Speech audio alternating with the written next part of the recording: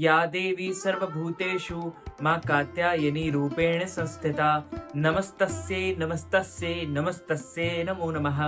आपको और आपके पूरे परिवार को नवरात्रि के 6वें दिन की हार्दिक शुभकामनाएं एवं बधाइयां। माता रानी का भरपूर आशीर्वाद आप सभी के जीवन पर निरंतर बना रहे। आप सभी सुखी रहें, स्वस्थ रहें, व्यस्त रहें और मस्त रहें। शक्ति की आराधना के महापर्व शारदीय नवरात्रि के 6ठे दिन माता कात्यायनी की पूजा की जाती है। ऐसी मान्यता है कि माता के इस स्वरूप की पूजा से साधक को सभी प्रकार के रोग दोषों से मुक्ति भी मिलती है और सुख समृद्धि की प्राप्ति होती है। पुराणों के अनुसार देवी कात्यायनी को कात्यायन ऋषि की पुत्री होने के कारण कात्यायनी नाम से जाना जाता है। माना जाता है कि भगवान कृष्ण की प्राप्ति के लिए गोपियों ने माता कात्यायनी की पूजा की थी। ऐसे में इनका संबंध विवाह से जुड़े मामलों से भी है। ऐसा कहा जाता है कि जो भी इनकी पूजा अर्चना करता है उसे इच्छा अनुसार वर की प्राप्ति होती है।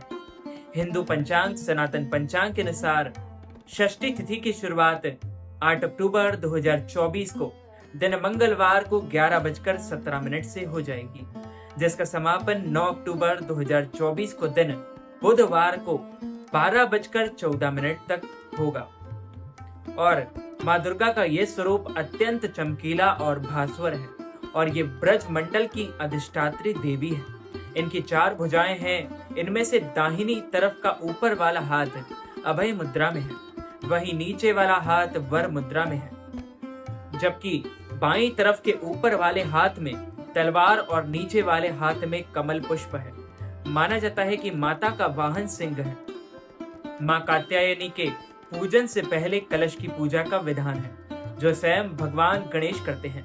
उन्हें स्नान के बाद साफ कपड़े पहनाएं और फूल अक्षत आदि अर्पित कर तिलक लगाएं। उन्हें मोदक भोग जरूर लगाएं और पूरे विधि विधान से पूजा करें। इसके बाद आप नवग्रह, 10 दिक्पाल, नगर देवता, ग्राम देवता की पूजा भी करें। इसके बाद ही आप माता कात्यायनी की पूजा करें। कात्यायनी देवी की पूजा के लिए अपने एक हाथ में एक फूल लेकर मां कात्यायनी का ध्यान करें और इसके बाद माता को फूल चढ़ाएं और अक्षत, कुमकुम और सिंदूर अर्पित करें। माता को भोग लगाना न भूलें। साथ ही माता के समक्ष घी का दिया अवश्य ही जलाना चाहिए। पूजा के दौरान मंत्रों का जाप करें और आखिर में मां की आरती करें। मां कात्यायनी को शहद या मीठे पान का भोग अवश्य लगाएं और इन्हें बेहद शुभ माना जाता है। माना जाता है कि इससे व्यक्ति को किसी प्रकार का भय नहीं रहता है। मां कात्यायनी सदैव रक्षा करती है। मां कात्यायनी का जो स्तुति मंत्र है वो आपको पूजन के दौरान अवश्य पढ़ना चाहिए या उच्चारण करना चाहिए। या देवी सर्वभूतेषु मां कात्यायनी रूपेण संस्थिता नमस्तस्यै नमस्तस्यै नमस्तस्यै नमो नमः। ओम देवी दुर्गाय नमो नमः। और मां कात्यायनी की सवारी सिंह यानी शेर है। माता की 4 भुजाएं हैं। उनके सिर पर हमेशा मुकुट शोभायमान है और सुशोभित है। 2 भुजाओं में कमल और तलवार धारण करती है। मां एक भुजा वर मुद्रा और दूसरी भुजा अभय मुद्रा में रहती है। मान्यता है कि अगर भक्ति और भक्त विधि विधान से माता की पूजा करें तो उनके विवाह में आ रही अड़चनें खत्म हो जाती है। इस दिन सुबह उठकर स्नान करें और मंदिर की साफ सफाई करें। दुर्गा माता का गंगा जल से अभिषेक करें। मैया को अक्षत, लाल चंदन, चुनरी, सिंदूर, पीले और लाल पुष्प अर्पित करें। सभी देवी देवताओं का जलाभिषेक कर फल, फूल और तिलक लगाएं। प्रसाद के रूप में फल और मिठाई चढ़ाएं। घर के मंदिर में धूप, बत्ती और घी का दीपक अवश्य लगाएं। दुर्गा सप्तशती और दुर्गा चालीसा का पाठ आपको करना ही चाहिए। फिर पान के पत्ते पर कपूर और लौंग रखकर माता की आरती करें। अंत में क्षमा प्रार्थना करें और इनकी उपासना और आराधना से भक्तों को बड़ी से बड़ी आसानी से अर्थ, धर्म, काम और अंत में मोक्ष गति, चारों फलों की प्राप्ति हो जाती है और मनुष्य इस भव सागर से तर जाता है।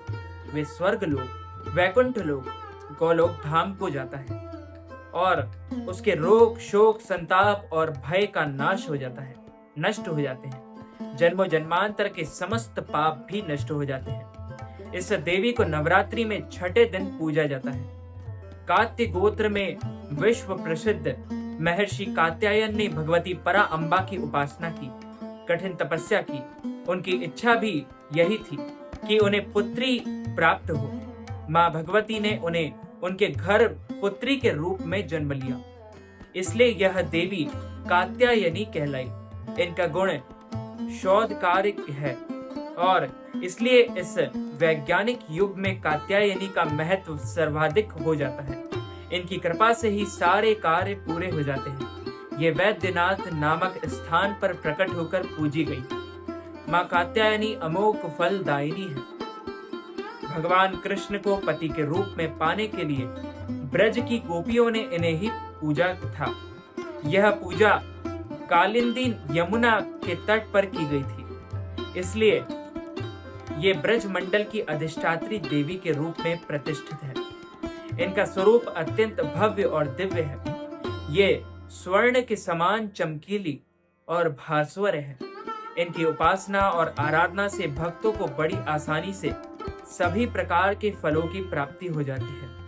भक्तों के रोग, शोक, संताप और भय का नाश हो जाता है।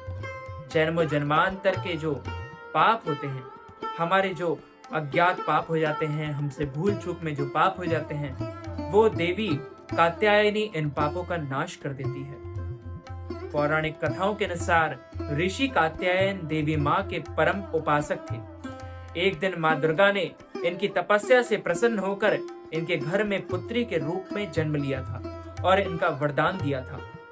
ऋषि कात्यायन की पुत्री होने के कारण ही देवी माँ को माँ कात्यायनी कहा जाने लगा।